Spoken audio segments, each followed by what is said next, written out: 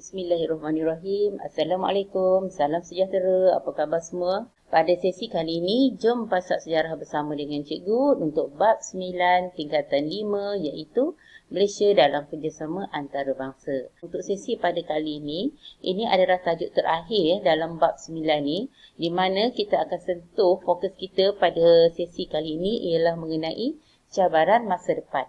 Okey, tanpa buang masa lagi, jom kita pergi kepada tajuk kita pada hari ini.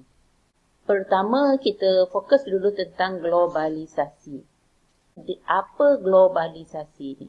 Jadi, globalisasi ni merujuk kepada perubahan yang menjadikan dunia tanpa sempadan.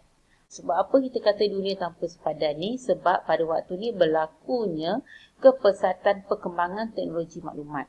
Bila kita ada perkembangan dalam teknologi maklumat ni menyebabkan maklumat-maklumat yang hendak disampaikan tu dapat disampaikan dengan mudah, dengan cepat dan kita kata dengan selamat pun jugalah daripada situ. Jadi segala aspek penting dalam kehidupan macam contoh macam barangan, modal, tenaga manusia, kemahiran dan nilai menyeberangi sempadan dalam masa yang singkat. Maksudnya tidak perlu lagi lah kita kata kita perlu berada di tempat tersebut kalau kita nak berkongsi kemahiran ke apa.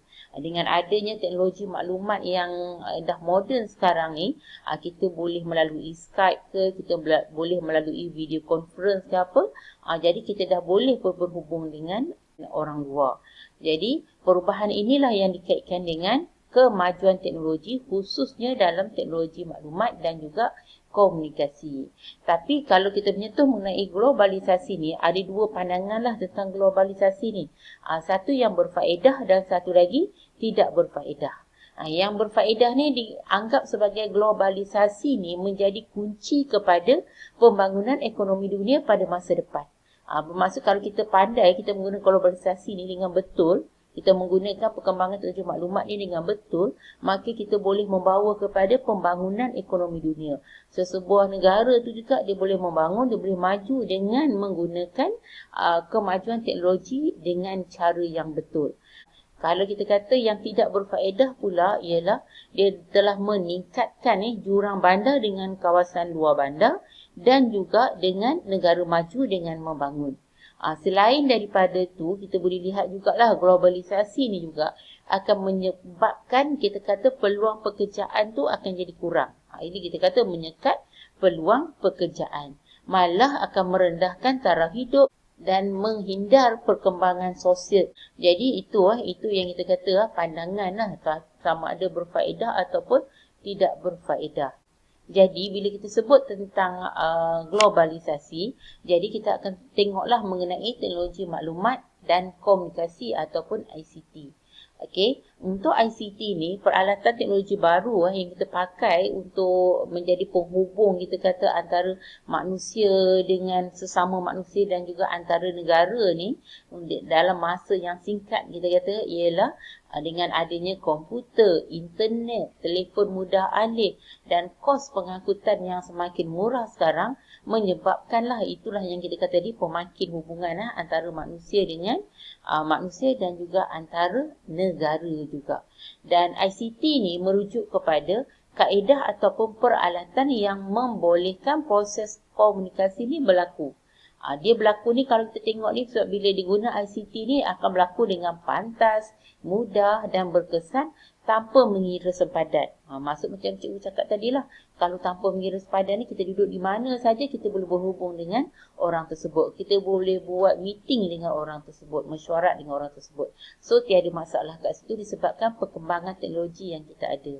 Usaha Malaysia setelah menyedari kepentingan ICT ni, jadi apa Malaysia buat ialah pertama Malaysia telah menyediakan prasarana untuk ICT ni. Dan yang kedua, Malaysia juga telah menjalankan promosi penggunaan ICT. Maksudnya digunalah promosi untuk penggunaan ICT secara besar-besaran. Dan yang ketiga, telah melancarkan projek koridor raya multimedia. Dan yang keempat, telah memulakan e-pendidikan. Seperti yang kita buat sekarang pun, Ini adalah e-pendidikan. Dan kemudian yang kelima adalah pemasaran tanpa sepadan. Maksudnya kat sini, pemasaran barangan juga dibuat tanpa perlu menghantar barangan tersebut ke kawasan, ke sesuatu kawasan, tetapi hanya melalui internet yang ada, melalui talian yang ada, maka dia dah boleh memasarkan barangan ataupun perkhidmatannya. Jom kita lihat pula mengenai Koridor Raya Multimedia ataupun MSC. MSC ni Multimedia Super Koridor. Okey, MSC ni telah dilancarkan pada 27 Jun 1998. Kawasan MSC ni adalah mencakupi Kuala Lumpur City Centre ataupun KLCC sehinggalah ke lapangan terbang antarabangsa Kuala Lumpur iaitu KLIA. Ini adalah kawasan kita kata MSC. Dan di dalam peta di bahagian sebelah ni, kita boleh tunjuklah ini adalah lembah ataupun kawasan MSC. MSC ni dia akan dibangunkan secara berperingkat dan akan mencakupi nantilah seluruh negara nanti. Tujuan dia untuk apa? Tujuan dia adalah untuk memanfaatkan sepenuhnya teknologi maklumat dan multimedia global, dan seterusnya kita akan dapat melahirkanlah masyarakat yang bermaklumat di situ. Okey, itu tentang sedikit tentang MSC. Jadi kita tengok dengan lebih lanjut lagi mengenai kerajaan, apa yang kerajaan Malaysia buat untuk meningkatkan lagi MSC ini. Okey, kerajaan Malaysia dalam rancangan Malaysia yang ke-8, apa yang kerajaan Malaysia buat ialah dengan menyediakan peruntukan belanjawan sebanyak 5.2 bilion bagi projek berasaskan ICT. Malah peruntukan untuk 1 bilion untuk program luar bandar juga telah diberi, di mana ini adalah untuk merapatkan juranglah antara bandar dan juga luar bandar. Malah di sini juga, kerajaan juga telah menggalakkan perkembangan dan penggunaan ICT secara positif, dengan harapan agar pelaksanaan ekonomi berasaskan pengetahuan, ini yang kita panggil nanti K-ekonomi, dia akan berjalan lancar dan akan dapat membangunkan negara ke arah yang lebih baik. K-ekonomi. Apa dia K-ekonomi? K-ekonomi ni merupakan ekonomi berlandaskan pengetahuan ataupun dalam bahasa Inggerisnya knowledge based economy. Jadi di sini bila masyarakat mempunyai ilmu pengetahuan ni, jadi ia akan dapat menjana kepada kemajuan sesebuah negara. K-ekonomi ni dia merujuk kepada keupayaan seseorang menggunakan ilmu pengetahuan dia bagi mencipta satu nilai baru yang akan membawa kemajuan nanti. Jadi dia gunakan pengetahuan dia hingga dia dapat mencipta satu kita kata ciptaan baru, dan itu yang akan membawa kepada kemajuan bagi sesebuah negara ni. Dan sebelum ni kita lihatlah dunia kita ni, kita ukur kekayaan dunia ni berdasarkan kepada jumlah simpanan emas kita. Pemilikan, kita kata keluasan pemilikan tanah jajahan kita dan juga sumber semula jadi. Itu kita kata ukuran pada dululah sebelum ni, zaman imperialisme ni.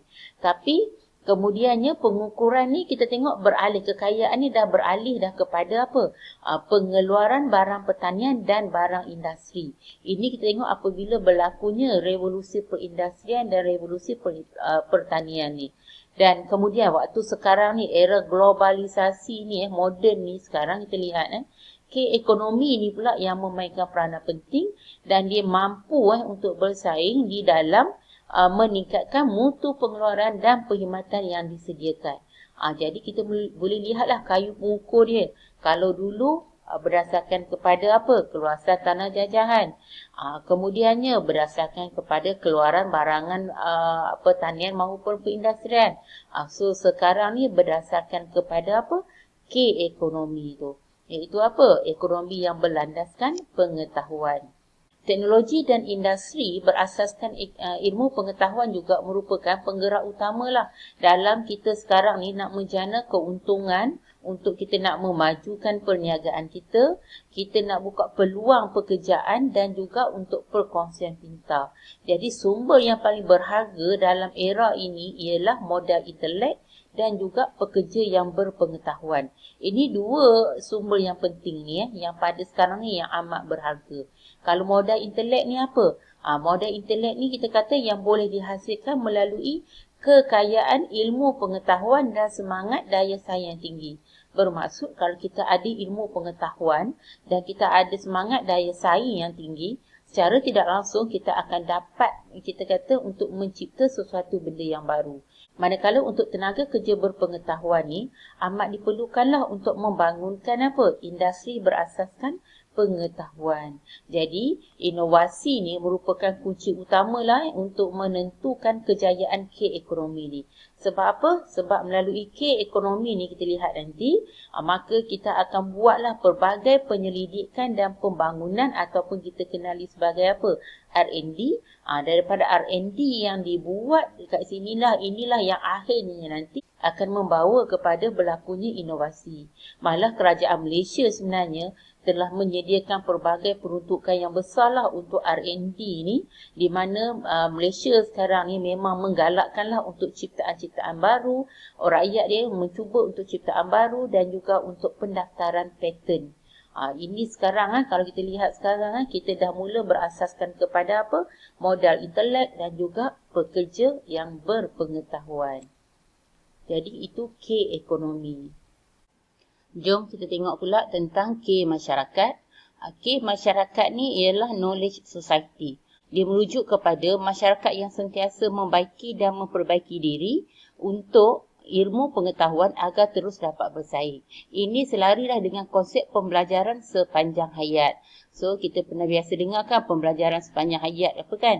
So, kiranya kalau kita ni nak majukan diri kita nak bersaing dengan orang luar, so kita dari semasa ke semasa kita mestilah memperbaiki dan memperkayakan diri kita dengan ilmu pengetahuan.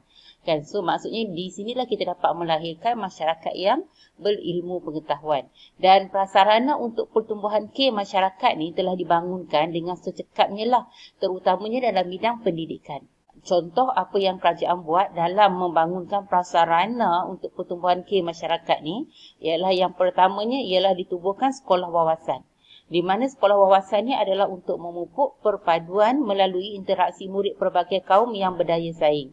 Dan selain daripada itu, kerajaan juga telah menubuhkan sekolah bistari. Di mana sekolah bistari ni akan dilengkapilah dengan teknologi maklumat ataupun IT. Tujuan sekolah bistari ni pula adalah untuk memupuk rasa cinta pada IT. Dan selain daripada itu, selain ada sekolah wawasan, sekolah bistari, kurikulum juga turut diubah suai. Bila kurikulum ini diubah suai, dengan harapan agar dapat melahirkan pelajar yang kreatif, yang dinamis, yang kritis dan analitis. Malah dengan adanya ilmu pengetahuan sebenarnya, ia akan dapatlah melahirkan tenaga kerja yang berpendidikan tinggi. Dan daripada situ akan dapat melahirkan pula tenaga kerja yang apa? Yang bermotivasi tinggi dan yang berkemahiran tinggi. Jadi inilah yang cuba diterapkan melalui K masyarakat ni. Maka kita akan dapat melahirkan tenaga kerja yang berpendidikan tinggi, yang bermotivasi tinggi dan yang berkemahiran tinggi. Jadi itu je yang dapat cikgu kongsi dengan kamu semua. Cikgu harap apa yang cikgu kongsikan ni akan dapat manfaatlah daripada kamu semua. Jadi dalam cabaran masa depan ni, kita dah menyentuh pun mengenai globalisasi. Kemudian kita tengok kepada teknologi maklumat. Kemudian kita lihat pula kepada MSc ataupun koridor raya multimedia. Dan akhir sekali kita tengok kepada K ekonomi dan K masyarakat. Jadi cikgu harap apa yang kita kongsikan ni kamu dapat manfaat daripada sini dan semoga usaha kita diberkati dan kejayaan milik kita semua. So sekian, terima kasih, bye.